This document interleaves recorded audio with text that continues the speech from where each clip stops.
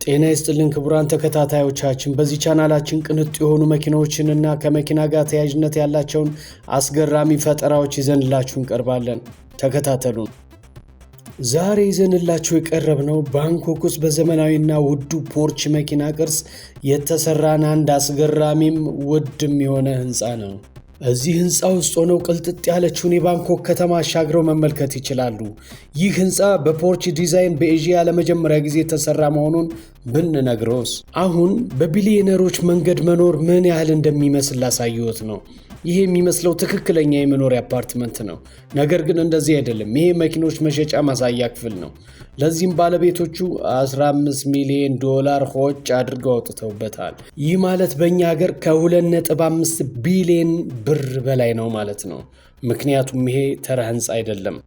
አሁን በጣም ዘመነኛ የሆነ ነገር ላሳያችሁ፣ ባካችሁ ተከተሉኝ። አሁን ያለንበት ቦታ የቢሊዮነሮች መገኛ ነው። ቢሊዮነሮች በባንኮክ አክራሞታቸው እንዴት ነው ለምትሉ፣ እነሆ ቢሊዮነሮች እዚህ ቦታ መገኘታቸው በጣም ጥሩ ምክንያቶች እንዳሉ አልሸሽጋችሁም። በጣም ጥሩ ምክንያቶች። እስኪ ወደ ውስጥ እንዝለቅና እዚህ ያለውን እንመልከት። ይሄ በእርግጥ ተአምር ይመስላል። እዚያ ጋር ያለው የውድድር መኪና ፖርች ነው። ዋጋው ደግሞ $25 ሚሊዮን፣ በአማርኛ በብር ስንመታው ደግሞ ከ4.5 ቢሊዮን ብር በላይ ነው ማለት ነው። አሁን ለጊዜው በውሰት ከፖርች ሙዚየም ወደዚህ መጥቶ ነው። በዚህ ህንፃ ላይ ያሉ አፓርትመንቶች ዋጋቸው እታች ካለው 15 ሚሊዮን ይጀምርና ወደ ላይ እየጨመረ ሲሄድ ፎቁ ዋጋቸውም እየጨመረ 50 ሚሊዮን ላይ ይደርሳል ማለት ነው። አሁን እዚህ ውስጥ ያለውን መጽሔት ላሳያችሁ። የዚህ መጽሔት መስራች ስቲፈን በግነር ይባላል። ይህ መጽሔት በዓለማችን ላይ መኪና ለሚያሽከረክሩ ቀዝቃዛ የሚባሉ የአየር ንብረት ያለባቸውን ቦታዎች ሰብስቦ ያዘና የሚጠቁም መጽሔት ነው። እውነቱን ለመናገር እዚህ አካባቢ ያለው የዕቃዎች አቀማመጥ ያልተጨናነቀ ስለሆነ ነፃነትን ይሰጣል። እስኪ እንሂድ። በዚህ በስተቀኝ በኩል በፖርች መኪና ዲዛይን የተሰራ የህንፃ ፎቶ ነው ያለው። በጣም ጥሩ። አሁን ደግሞ በዚህ መንገድ እንሂድ። እዚህ ደግሞ 911 ቱርቦ ዲዛይን ፖርች አለ። እዚህ ጥግ ላይ ደግሞ GT3 RS የተባለው ሞዴል ታገኛላችሁ። እዚህ ባንኮክ የመኪና ውድድር ያላቸው ወይም በተለየ የፖርች መኪና አፍቃሪ የሆኑ ሰዎች እዚህ ቦታ በመምጣት መኪና ይከራያሉ። እንዲህ አይነት መኪናቸውን ለማከራየት የሚፈልጉ ሰዎችም ይሄኛው ቦታ ለነሱ ተመራጭ ነው። ቅንጡ መኪኖችን ለማከራየትም ሆነ ለመከራየት ይሄ የቢሊዮነሮች መንደር ሁነኛ ቦታ ነው። እላይኛው ፎቅ ደግሞ አነስተኛ የፖርች ዲዛይኖች ሙዚየም አለ። ይሄ የ$15 ሚሊዮን የመኪና ሽያጭ ማሳያ ሾውሩም አፓርትመንት ነው። ከአፓርትመንቶች ውስጥ አንዱን መግዛት ከፈለጋችሁ ይህን ሁሉ ማወቅ ይጠበቅባቸዋል። የአንድ አፓርትመንት ትንሹ መግዣ ዋጋ $15 ሚሊዮን ነው። ትልቁ ደግሞ $50 ሚሊዮን። እዚህ አካባቢ ያለው ነገር በጣም የሚገርም ነው። ሁሉንም ነገር አብረን እናያለን። በጣም የሚያምር ሃይ ኳሊቲ እና ኤክስፔንሲቭ። አሁን በጥቁር ሳጥን ውስጥ ያለን ሌላ ትንሽ ጥቁር ሳጥን ለማየት ልንሄድ ነው። እዛ ተአምር አሳያቸዋለሁ። ተአምር ስላችሁ ተአምር ነው፣ እመኑኝ።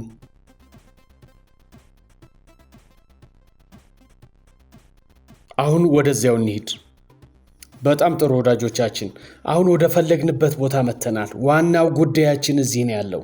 ይሄ ባንኮክ የሚገኘው በፖርች ዲዛይን የተሰራ የህንፃ ንድፍ ነው። 22 አፓርትመንቶች በዚህ ውስጥ አሉ። እዚህ ውስጥ የሚያስደንቀው ነገር ምን መሰላችሁ? 22ቱም አፓርትመንት ውስጥ የመዋኛ ገንዳዎች አሉ። እዚህ እስር ላይ የምንመለከተው የእያንዳንዱን የግል ጋራጆች ናቸው። ስለዚህ እዚህ ቦታ ላይ አፓርትመንት ብቻ ሳይሆን አፓርትመንቶቹ በነፍስ ወከፍ ጋራጆችም እንዳላቸው፣ እያንዳንዱ ጋራጅም 18 መኪናዎችን መያዝ እንደሚችል ማወቅ አለባችሁ። ለተለዩ ቅንጡ ሽንጠረጅም መኪኖች ሳይቸገሩ መኪናቸውን እያሽከረከሩ ወደ ጋራጃቸው እንዲገቡ ወይም ከጋራጅ እንዲወጡ ተብሎ በጥንቃቄ የተሰራ ነው። ያለምንም ጭንቀት በነፃነት ተንደላቀው እየተዟዟሩ እንዲሄዱ ተብሎ ዲዛይን ተደርጎ ነው የተሰራው። እዚህ ጋር የምታዩት ነጩ ነገር ደግሞ በር ነው። ከዚህ ዘመናዊ በር በስተጀርባ ያለው ነገር ደግሞ ልዩ ነው። እስኪ መጀመሪያ በሩ ይከፈት፣ ከዚያ የሚሆነውን እናያለን። አስቡት፣ ያስገርማል። ምን አይነት ቦታ እንደሆነ አሳያችኋለሁ። ይሄ የተንጣለለ ክፍል የቅንጡ መኪና ፍቅር ያለባቸው ሰዎች እንዲያዩት የተዘጋጀ ክፍል ነው። ሰላም ጤና ይስጥልኝ፣ እንዴት ነህ? ስላየው ደስ ብሎኛል። የዚህ ፕሮጀክት ሲኢኦ ነው፣ ሺኖድ ይባላል። ሚስተር ሺኖድ፣ ይሄ ቦታ የጋራጁ አንድ አካል ነው? አዎ። እንዴት አገኘሽው? አዎ፣ ይህንን የወንዶች የመኖሪያ ዋሻ ብለን ሰይመነዋል። ዋጋውም $15 ሚሊዮን ነው። በጣም ይገርማል ሺኖድ፣ አንድ የመኖሪያ ዋሻ በ$15 ሚሊዮን።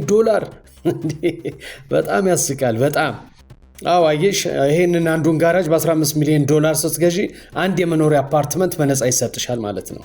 ፓኬጅ ነው፣ እንደ ፓኬጅ ልትዩ ትችያለሽ። ይህንን የወንዶች መኖሪያ ዋሻ መግዛት ትችያለሽ በ$15 ሚሊዮን። እንዴ ይሄ ስሙ መቀየር የለበትም ትላለህ? የወንዶች ለምን ተባለ? ሴቶች የሉም የገዙ? በእርግጥ ትክክለኛ መጠሪያው ፓሽን ስፔስ ነው። የወንዶች ዋሻ የሚባለው በተለምዶ ነው።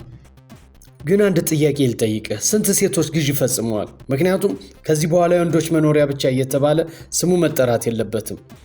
የወንዶች ዋሻ፣ የወንዶች መኖሪያ ከዚህ በኋላ መባል የለበትም።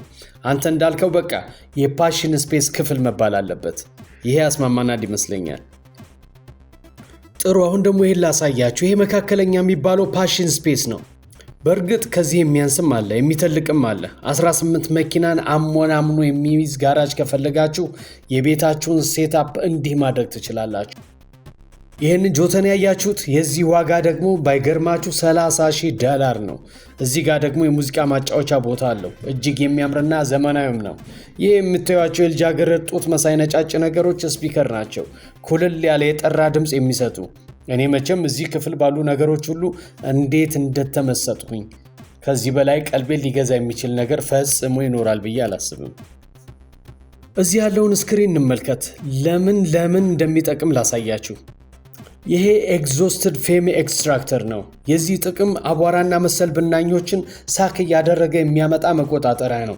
መኪናችሁን እያስጮኻችሁ መንዳት ስትፈልጉ ብናኝና አቧራዎችን ጠራርጎ የማስወጣት ስራ ይሰራል እና ንጽህናውን በመጠበቅ ረገድ መኪናውን ይታደጋል።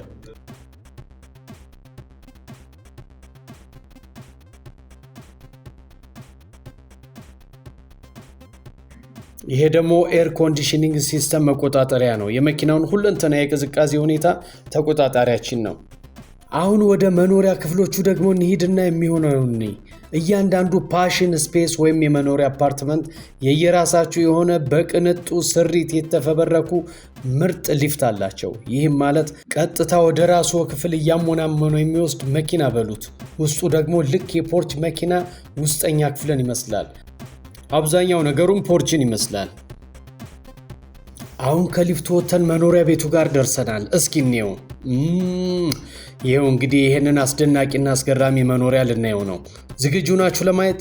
እኔ ከዚህ በፊት አይቼዋለሁ። አሁን ለእናንተ ደግሞ ላሳያችሁ። ውስጥ ያሉት ነገሮች የተሰሩባቸው ማቴሪያሎች በጣም ደስ የሚሉና አፍን የሚያስከፍቱ ናቸው። ዋው! ይህን እስኪ ተመልከቱ። ይሄ ከሳሎን ሆናችሁ የሚታያችሁ ሰማያዊ እይታ ነው። ውዋን ባንኮክን ያለ ልክ በደንብ እያያችሁ እንድትዝናኑበት የተዘጋጀ ሳሎን ነው። መዋኛ ገንዳውን ደግሞ ተመልከቱ። ሰፊ ሲሆን የተሰራበት ማቴሪያል አክሪሊክ ነው። ጠንካራና ከመስታወት በላይ ጽድት ያለ አንጸባራቂ ማቴሪያል ስለሆነ ውስጥ ሆናችሁ እየዋኛችሁ ሁሉንም ታያላችሁ። አሁን ደግሞ ዘመናዊውን የፖርች ዲዛይን ማየት ከፈለጋችሁ እንሆ ላሳያችሁ ነው። እዚህ ጋር ማብሪያ አለ። እሱን ስንጫኑ የሚፈጥረውን ተመልከቱ። ጣሪያው እየተጠቀለለ ወደ ኋለኛው መቀመጫ ጀርባ ሲገባ ያለውን ክስተት አላስታወሳችሁትም? ይሄ የመዋኛ ገንዳ ደግሞ አጃኢብ የሚያስብል በተለየ ጥበብ የተሰራ ነው። የራሱ የሆነ የሙቀትና ቅዝቃዜ መቆጣጠሪያ የተገጠመለት ሲሆን በተለይም በአካል ስታዩት ብቻ ልትረዱት የምትችሉት አይነት ውበት አለው። በጣም ጥሩ። አሁን ደግሞ በዚህኛው በኩል እንሂድ። እዚህ የሚገርማችሁ ነገር አንዱ አፓርትመንት ውስጥ 3 ዘመናዊ ኪችኖች አሉ። እዚህ ጋር ምን ደስ ይላል መሰላችሁ? እናንተ ዙሪያውን ትቀመጡና ኩሽና ቤቱ የሚያበስለው ሰው መሃል ላይ ሆኖ እያበሰለ ትኩሱን ያቀብላቸዋል። እናንተ ሳይበርድ ትኩሱን ትበላላችሁ ማለት ነው። በጣም ደስ ይላል። ይሄኛው የመጀመሪያው ትልቁ ኦፕን ኪችን ሲሆን በምዕራባውያንና በጣሊያን ስታይል የተሰራ ኦፕን ኪችን ነው። አሁን ደግሞ ሁለተኛውን ኪችን ላሳያችሁ ነው። ሁለተኛው ኩሽና ይሄ ነው። ይሄኛው ውስጥ ስለሆነ ደበቅ ያለ ነው። በጣም ዘመናዊና ገራሚ ኩሽና። ከነዚህ በሮች ጀርባ ያለ ምርጥ ኩሽና ምን አይነት ገራሚ ምን አይነት ዘመናዊ እንደሆነ ማመን ያቅታቸዋል። ተመልከቱት እስኪ እንዴት አባቱ እንደሚያምር። ወደ ሶስተኛው ኩሽና ይዣችሁ ልሂድ። በዚህ በኩል አድርገን እዚህ እንመጣለን። ይሄ ደግሞ ሶስተኛው ኩሽናችን ነው። በተለይ ስጋ ለመጥበስ ወይም ለባርቢኪው በጣም አይነተኛ ቦታ ነው። አየር የምንቆጣጠርበት ሲስተም ለየት ይላል። ከታችኛው ወለል እየወጣ ያቀዘቅዛል፣ ከላይ ከኮርኒሱ ላይም እንዲሁ። ስለዚህ ባንኮክ ሞቃታማ ስለሆነ የሙቀት ስሜቱን ለመቆጣጠር ይሄኛው እጅግ በጣም ሁነኛ ቦታ ነው። በእውነት ይሄ ገራሚ ቦታ ነው። እዚህ ጋር ተመልከቱ ጣሪያው ምን ያህል ከፍ ያለ እንደሆነ። ከወለሉ እስከ ጣሪያው 6 ሜትር ተኩል ይረዝማል። ይህ ማለት ደግሞ የሁለት ቤቶች ቁመት ማለት ነው። እዚህ ደግሞ አንድ ዛፍ ታገኛላችሁ። ይሄ ቤት አያምርም? በእውነት በጣም ያምራል። ሰፊና የተንጣለለ ሳሎን ነው። እንደፈለጋችሁ አድርጋችሁ ለፈለጋችሁት ጉዳይ ልትጠቀሙበት የምትችሉት አይነት ምርጥ ሳሎን። ሁሉንም ነገር በስርዓት ለመደርደር ቦታው እንደምታዩት በጣም ሰፊና ከበቂም በላይ ነው። እንዳሻችሁን መሆን ትችላላችሁ።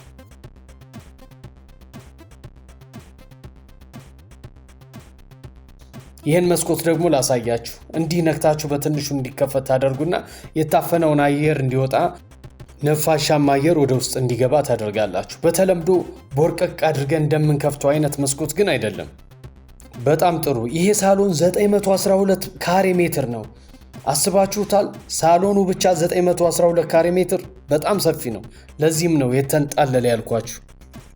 አሁን ወደ ላይ ከመውጣታችን በፊት እዚህ አፓርትመንት ውስጥ በጣም የምወደውን ቦታ ላሳያችሁ። ተከተሉኝ። ይሄ ቦታ የወይን ማስቀመጫችሁ ነው። ተመልከቱት እስኪ ምን ያህል ትልቅ እንደሆነ። በዚያ ላይ በመብራት ድምቅ ብሎ ያምራል። ተመልከቱ። መብራቱንም ሆነ ማቀዝቀዣ ሲስተሙን በዚህ መቆጣጠር እንችላለን። እስኪ በደንብ ይዩት። አንድ ጥያቄ ልጠይቃችሁ። ማን ነው ይህንን አይነት ገራሚ ነገር ለጓደኞቹ ማሳየት የማይፈልግ? ተመልከቱት። እንደ ሊፍት ወደ ላይ ከፍ ማድረግም ይቻላል። በጣም ይገርማል።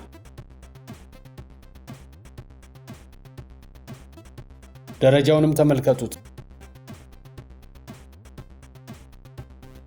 እዚህ ፎቅ ላይ ደግሞ የሚያምር የቤተሰብ መምነሽነሻ ላውንጅ አለ። በዚህ በኩል አድርገን እዚህ ውስጥ ስንገባ ደግሞ ዋናው መኝታ ቤት ወይም ማስተር ቤድሩም እናገኛለን። በጣም ደስ የሚልና ሰፊ ነው። በዚህ መስታወት በኩልም ደስ የሚል መንፈስን የሚያድስ እይታ እናገኛለን። እዚህ አካባቢ ደግሞ የምቾት ክፍል አለ። እጅግ ደስ ይላል። ምን ነው በኖርኩበት የሚያስብል አስደማሚ ነው። የምታዩት ነገር በሙሉ ለአይን ቀለል ያለና ምቾት የሚሰጥ ነው። ሁሉም ነገር ሲታይ እጅግ በጣም ደስ ይላል። ሻወሩን ተመልከቱት።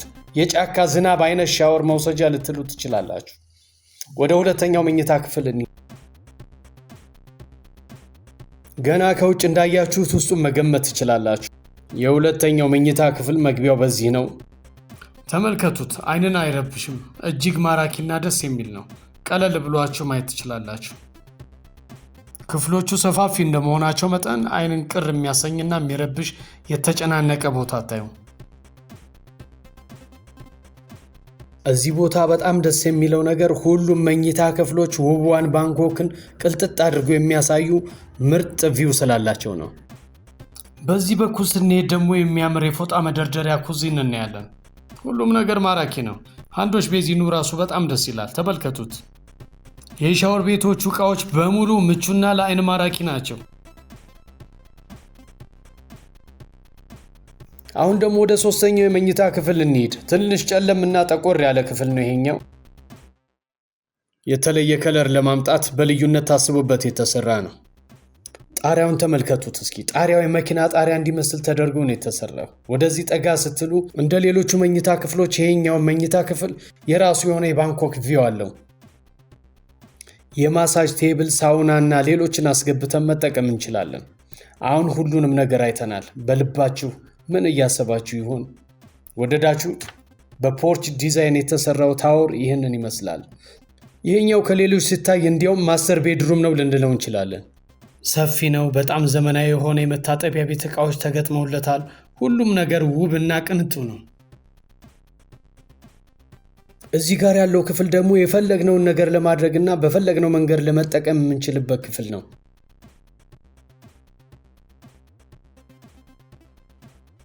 የማሳጅ ቴብል፣ የሳውና ቦክስ፣ ስቲም ሁሉንም እንደምንፈልገው ገጥመን እንዳሻን መጠቀም የምንችልበት ቦታ ነው። በትክክልም ቦታው ቢሊዮነሮች እንዲኖሩበት ታስቦ የተሰራ ነው ያልኩትን አሁን አመናችሁኝ? እንዲሁ ነው። የቤቱ ዲዛይን ያምራል። የተሰሩበት ማቴሪያሎችም በጣም ውድ ናቸው። አፈን ያስከፍታል። ስለተከታተላችሁን በጣም እናመሰግናለን። ሰብስክራይብ፣ ላይክ፣ ሼር፣ ኮሜንት ማድረግን ፈጽሞ እንዳትረሱ። በሌላ ፕሮግራም እንገናኝ። መልካም ጊዜ